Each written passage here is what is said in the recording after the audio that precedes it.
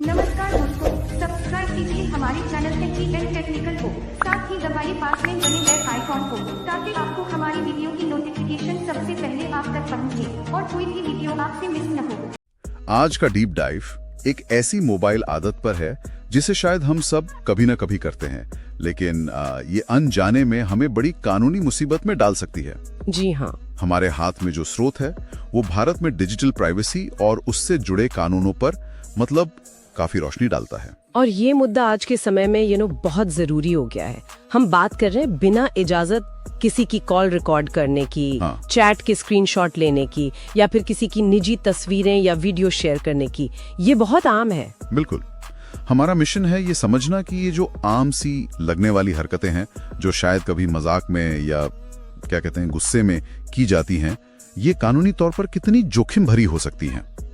कई बार लगता है कि भाई ये तो दोस्तों के बीच की बात है या कौन देख रहा है, लेकिन ऐसा सोचना खतरनाक हो सकता है।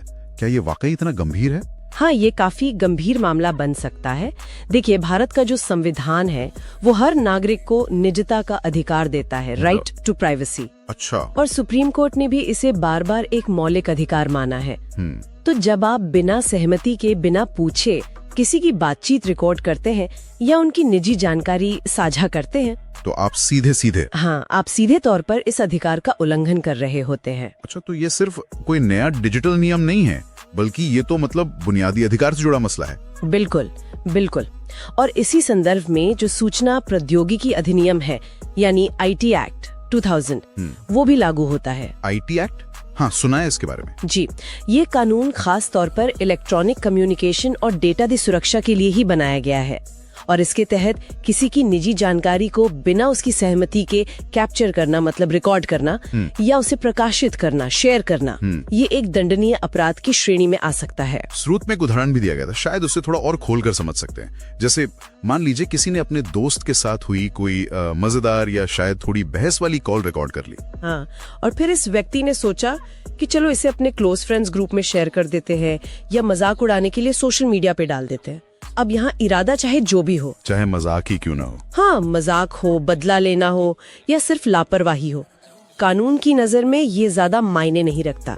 अगर सहमति नहीं ली गई है तो ये गलत है, सीधा सा हिसाब है।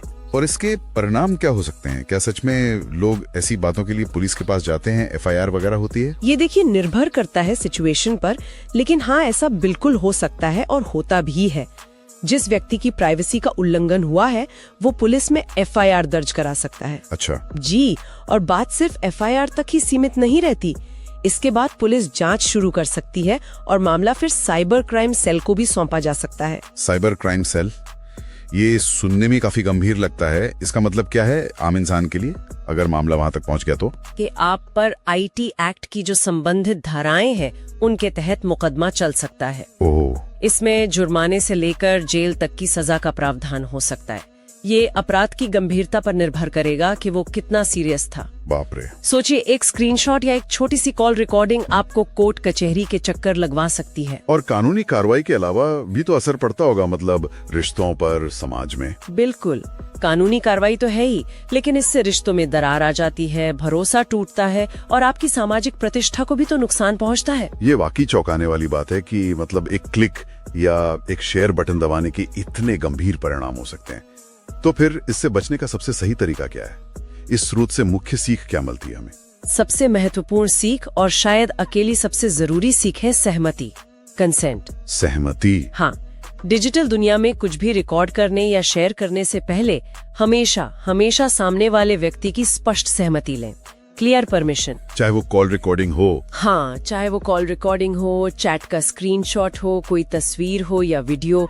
अगर आपको जरा सा भी शक है कि सामने वाले को ये पसंद आएगा या नहीं, उन्हें कोई आपत्ति हो सकती है, तो ना करें। तो बेहतर है कि ना करें।